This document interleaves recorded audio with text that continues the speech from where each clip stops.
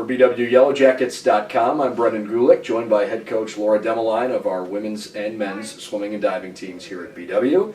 And it is an awfully exciting week. It is OAC Championship Week.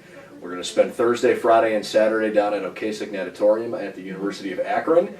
And this is kind of the weekend where all of the work that you've put in all year long finally culminates. The energy and the excitement at the meet is hard to match at any other point in the year. Sure. Really just a fun experience. And so for our fans who don't have a chance to be there, could you try to explain to them what it's like to be part of this event? Yeah, so when you talk to the swimmers about this meet, the only meet that they have been able to kind of compare it to energy-wise is the Ohio State High School Swimming and Diving Championship, which has ranked in like the top 3 and 4 for most exciting meets in the country. So for the swimmers, when they get down to the University of Akron in the morning, it's pretty quiet when we walk in on Thursday morning, and you can sort of, as teams are arriving, you start to feel the energy growing.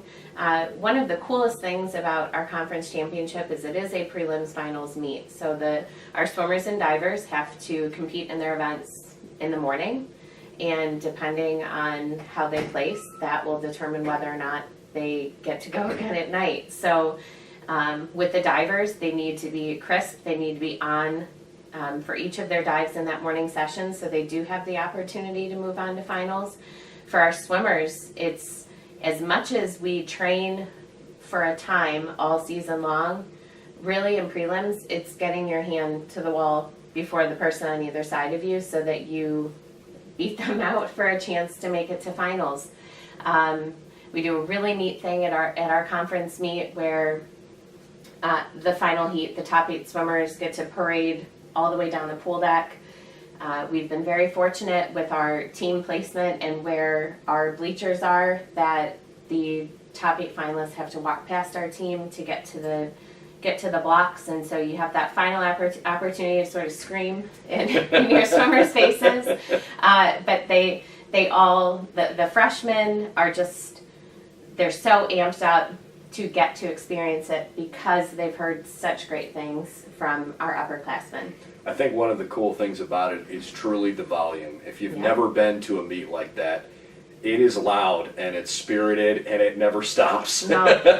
It's really a pretty cool atmosphere, so something we're looking forward to for sure. Definitely. Why don't we start on the women's side? Where are the goals and expectations for not just hoping where you'll finish as a team, but in terms of, okay, hey, look, the season's gone this way and this is what we think we can achieve? Yeah, we came in to the season this year on our women's side with some pretty high goals and pretty high expectations.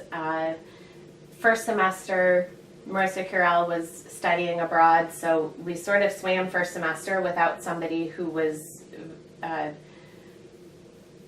very instrumental on both relays and individual events last year at our conference championship. So we sort of laid the groundwork knowing that she was going to be back second half. Our freshmen have added such energy and depth to both our sprint, middle distance, and distance freestyle events. So as we sort of came in forecasting this year's conference championship, we're really excited because I think our team can do some really amazing things. Our relays are back almost in their entirety. The seniors that graduated, we were able to bring freshmen in that were going to be able to replace those girls. So we're looking for some big things from our relays and even bigger things from our individual events. We also were able to add a swimmer mid-season who transferred into Baldwin Wallace, and Bella has done some great things so far, so we're really excited to see where she's going to be at along with our other distance swimmers. Very, very cool. How about on the men's side? Obviously, similar kind of question, but the last couple of years, John Carroll, Ohio Northern's had a really good program historically, and so it's almost like you're trying to knock off those top 2 teams in the league.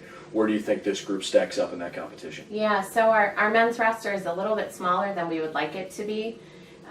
The depth is there though, so all of our men's swimmers have the goal of being top 8 in their 2 main events. and then really look good for being top 11, 12 in their third event. So even though they're small, I definitely think, no pun intended, we're going to make some waves. That was intended. Come on. A little bit. you gotta give me it when I can take it.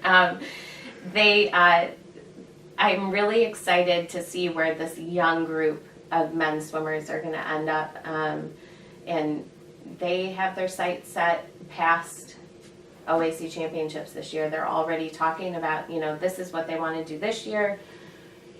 Here's where they want to be next year. And so it's really exciting to be around that type of forward thinking and that type of goal setting. As a coach, it's really exciting. Last thing I want to ask you is about the competitive balance of the league. Now that you've had a chance to see all of the teams in the conference, swimming against them individually before the conference meet, not necessarily where you stack up against the other teams, but what is your general feeling about how competitive the league is, or is it a top heavy with a few other teams competing? Where do you sort of see that balance? So what I'll say is when I first started at Baldwin Wallace, this is my 8th year, we were not typically sending swimmers to NCAAs. It was as a conference, we would that top finisher in each event was getting a B cut, but it wasn't quite fast enough to make it out. And I really think as my fellow coaches and these other teams in the OAC have done a great job bringing in swimmers that are going to be competitive at the national level as well. So not only are you hearing of B cuts being achieved, really from our top 1 and 2 finishers, there's now that reality that the OAC will be sending swimmers to the NCAA meet. And so it's kind of exciting. Again, we're still small in our numbers, but what we've seen, the trend in Division III swimming is the teams at the top were sending full rosters, and they were deciding which kids they were leaving home. Over the past 2 seasons, you started to see those top teams are not sending full rosters anymore because these smaller schools are starting to take those spots away. So I think it's a really exciting time for our conference because while we are trying to knock off that top seeded team and win a conference championship, the rest of the schools are not making it easy for us. Everybody is getting better, and I think that's a really exciting thing for our sport and for the OAC. Definitely something I've noticed across the league too. It's been fun to watch all of the schools elevate collectively For sure. that competition. The good news for those of you who are at home not able to follow the championships this weekend is that we're going to have you very covered, and I mean very covered. We'll be down there all 3 days. We'll have a chance to talk with several of the student athletes. We'll talk with Laura each day, and we'll get an opportunity to really see how the Jackets are competing and hopefully highlight some of the Yellow Jacket highlights. So good luck this weekend. We'll see you on Thursday. Thank you. Thanks, Brendan. All right.